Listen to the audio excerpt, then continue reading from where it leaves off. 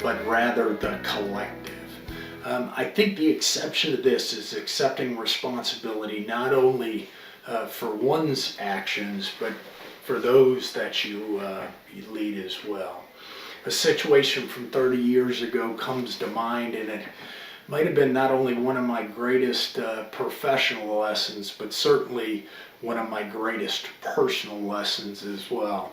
And that was learning to accept responsibility for my actions. It was a situation in which we weren't told that we couldn't do this particular act. Now, it wasn't specified, but clearly it was implied. And frankly, myself and others, we simply knew better.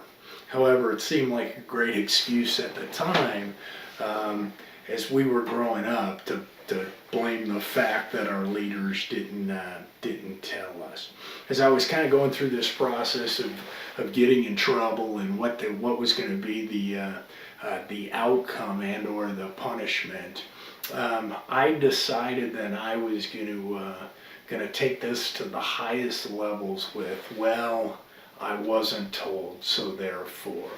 I think it was the day before I was due to see the individual who was in charge of the battalion, the lieutenant colonel, roughly in charge of about 800 personnel, when I ran into another organizational senior leader who we all respected and admired, and that was Command Sergeant Major Leon Guerrero. He is a legend in the Ranger community, and for all the right reasons. LG called me by name. Ranger Greca, come on over here. Number one, I couldn't believe he knew my name, but number two, in the back of my mind, just taking the time to sit down and talk with me and educate me a little bit. Had me sit on a rock, explain the situation, hey, tell me a little bit about what happened. And I think almost immediately I went to, well, the chain of command or the individuals, my leadership, they never said we couldn't. I probably said that numerous times during the midst of explaining to him what we had done, A to Z. It was upon the conclusion of this, and he said, well, Ranger buddy, you've got two choices. He said, number one is to accept responsibility for your actions. I think he said that, and I cut him off and said, well, Sergeant Major, like I told you before, I wasn't told. And he said, stop. He said, I'm telling you right now that if you knew that you were wrong in the back of your head, regardless what you were told, whether it wasn't specified but implied, you were wrong. You've got a choice right now, and that is to accept responsibility for your actions, and therefore accept the repercussions or the consequences of those actions. Or two, you can blame other people for your actions, and we typically see this in children. He said, I know you're a parent, and I want to think about your kids, how they blame other people for their actions. Well, my goodness, man. I mean, I'll tell you, that hurt me, number one, to a gentleman I highly respected and admired, for him to say those words, that I was somewhat acting as a child. But you know what? He was right. He was 100% right. And as I sat there reflecting, I think by the end of the conversation I told him, I got it and I'm prepared to accept the consequences. And it was over the course of 31 years, certainly I learned, my values and many of my character traits from my parents and loved ones around me.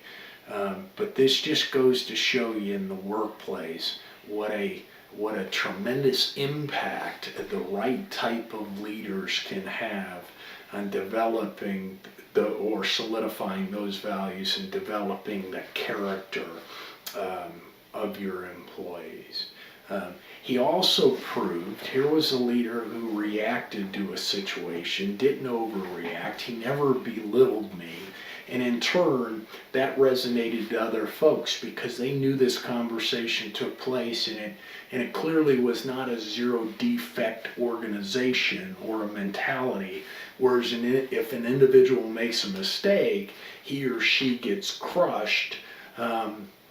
No, that isn't what it was about. It was about learning and growing and developing, both personally and professionally when you make mistakes.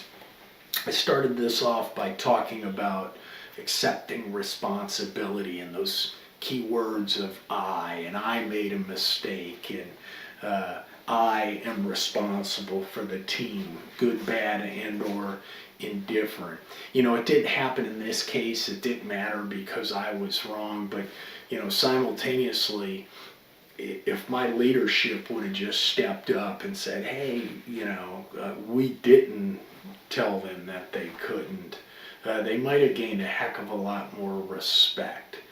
So I think there's two things we can learn here, both individually and organizationally, about accepting responsibility for the actions of not only ourselves, but those that we work with. I'd encourage everybody to go ahead and share this and be the type of leader like LG was, the type of leader who sits your employees on rocks, and or a table, and or in a chair beside your desk, and have conversations about how to make them better, because 10, 20, 30 years down the road, the impact that will not only have on them professionally but personally as well is going to pay huge dividends.